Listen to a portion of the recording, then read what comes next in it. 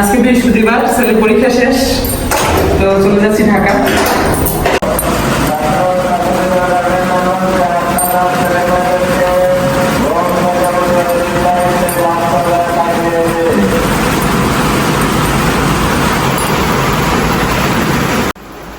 আমার বাড়িটা কেমন করে গুছিয়ে রেখেছি, কেমন হলো সেটা জানি না, মনের মতো সাজিয়ে রাখি এই যা। কিন্তু তখনই ভালো লাগে যখন অনেকেরই দেখি এখানে এসে ছবি তোলে।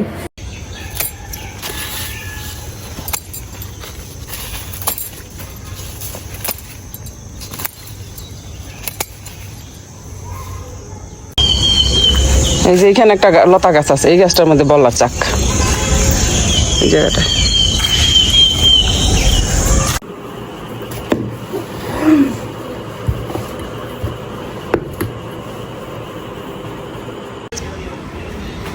এখন গ্রামে থাকার অন্যরকম একটা শান্তি, কি বলুন তো। এই যে আম কুড়াচ্ছি নিজের গাছ থেকে, একটু পরপর ধপ ধপ করে পড়ে। রাতের বেলা খুব একটা পড়ে না, এটা দারোয়ান আঙ্কেলের ভাষ্যমতে পরে দিনের বেলা। তো হয়তো উনি মনে মনে বলে রাতে পড়লে ভালো ছিল, সকালে নিয়ে যেতে পারতাম। আসলে না, খুব একটা উনিও খায় না, আর আমাকেই দিয়ে দেয় যদি পায়।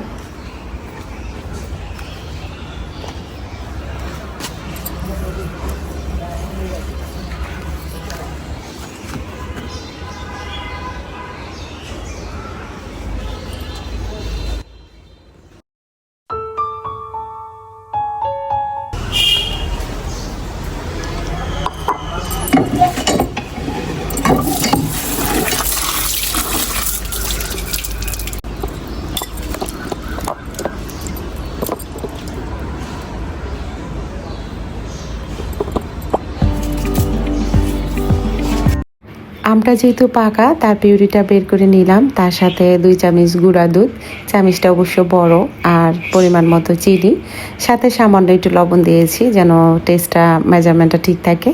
সাথে ফ্রিজে রেখে দিয়েছিলাম 1 মগ পানি, গ্লাসেই রেখেছি, বেশিটা রাখি না, বাচ্চাদের ঠান্ডা লাগবে। তো এখন একটু ঢং করে নিয়ে আসলাম পুদিনা পাতা, যেহেতু গাছে আছে, মিক্সড করে দিব না, জাস্ট একটু সৌন্দর্যের জন্য দিয়েছি।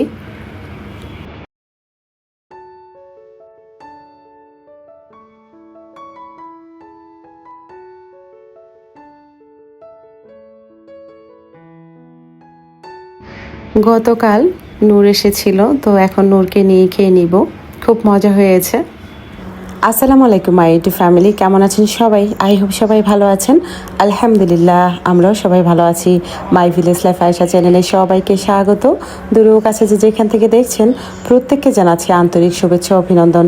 নতুন একটি ভিডিও নিয়ে আসলাম আপনাদের মাঝে, যদি ভালো লাগে চলুন কিছুটা পথ আমার সাথে। নুদার আসার পরে 1 মিনিটও দেরি করিনি, ছেলে পরীক্ষা দিয়ে আসলো, আর এদিকে আমি টুকটাক গুছিয়ে রেখেছি। তবে ছেলে আমার রাজি না, 4 দিনই ব্যাপার, যাব না এবার। কিন্তু ছেলের বাবা তো আমি পড়েছি 2টা নাই, আসলে কি করব।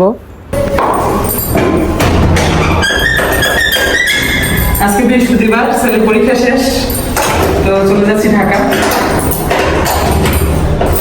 আর একটা পরীক্ষা আছে, সেটা হবে মঙ্গলবারে, না সোমবারে, মঙ্গলবারে। তারপরে তো প্র্যাকটিক্যালের জন্য আবার আসতে হবে, কিন্তু তার আগে লম্বা ছুটি।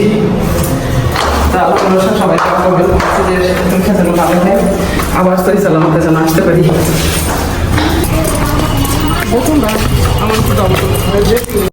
আসলে ছেলের আমার ঠান্ডা লেগে গিয়েছে, কিছুদিন আগেই তো বক্স থেকে উঠলো সে, তার উপর এত পরিমাণ ঠান্ডা, ওই জন্যই সে রাজি ছিল না যেতে। কিন্তু আমি বুঝিয়েছি, তোমার আব্বু তো রাগ করে, বলে 2,500 থাকাই চলবে না। তো যাই হোক, কি আর করা, সব দিকে মানিয়ে ঘুনিয়ে চলতে হয়। কখনো ঢাকা শহর থাকছি, কখনো গ্রামে। অবস্থা তো খারাপ সবার থেকে আমারই হচ্ছে। ওর তো বোর্ড পরীক্ষা, ও বাধ্যতামূলক আসতে হবে, দিতে হবে, 10 বছরের সাধনা। বাট আমি কি পরীক্ষায় আছি সেটা আমার আল্লাহই ভালো জানে।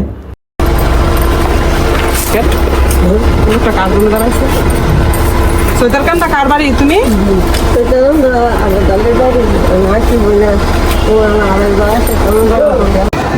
এইটা আমার।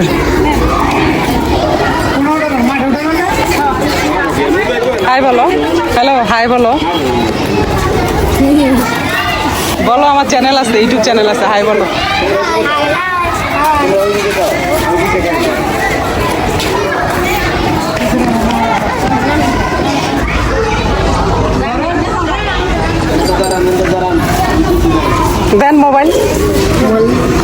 গাছগুলো উঠাই দিই। আজকে আমার ডাক্তার দেখানো ডেট আছে, তো আমার সাথে যাবে আমার ছোট খালামণি, তাই ওনার স্কুল থেকে ওনাকে নিয়ে যাচ্ছি। উনি একটি প্রাইমারি স্কুলে টিচিং করে, আর ওইখানে হয়তো কোনো প্রোগ্রাম আছে, ছবি টবি তুলতে হবে। তো খালামণি বলল আমি যেন ছবি তুলে দিই। তো এই ফাঁকে যেহেতু ইউটিউবিং করি, তো কিছু ক্লিপ আমিও নিয়ে নিয়েছি। তো যাই হোক, এই তো খালামণি পিঙ্ক কালার যে হেজাবটা, সেটা আমার খালামণি। তো স্কুলটা কিন্তু মাশাআল্লাহ অনেক সুন্দর করেছে, সেটাই আমি খালামণিকে বলছিলাম। স্কুলের মাঠটা বিশাল বড়, আমার তো খুব ভালো লেগেছে, বাচ্চারা খেলেও মজা পাবে। আমরা এদিকটা আরো সুন্দর ছিল, এই গেট নাইগা ইয়া নাইগা। যেহেতু আসার কথা ছিল না, নুদার আসতে চাচ্ছিল না, তার মধ্যে নুদারকে বুঝিয়ে নিয়ে আসলাম। আমার হাজব্যান্ড তো মহা খুশি, সে আমার জন্য কি করবে না করবে ভেবে পাচ্ছে না। মেয়ে হলো ওর হেল্পিং হ্যান্ড আপাতত। তো যাই হোক, এই তো ভেজে আমার সামনে দিল, বলল তুমি খাও। সব সময় যদি এভাবে সার্ভিস পাই তাহলে তো মহা খুশি আমি, কিন্তু না ভাই, এটা আর হবে না, সকাল থেকে ডিউটিটা আমাকেই পালন করতে হবে। আর সেই খাওয়া শুরু করছে,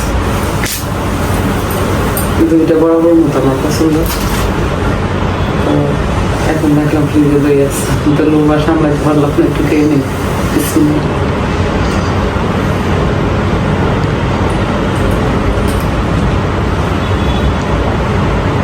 দইয়ের মধ্যে যে পানিটা হয় না, এই যে পানিটা, এটা আমার ফ্যামিলি কেউ খায় না, বাট আমি খাই,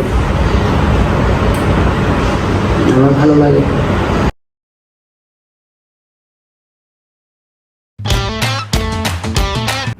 ঢাকার কারিগর দিয়ে বানিয়েছি, কেমন হয়েছে বলবেন।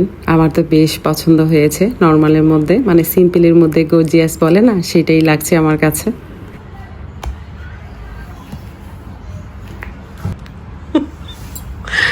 কেমন হয়েছে বৈশাখী?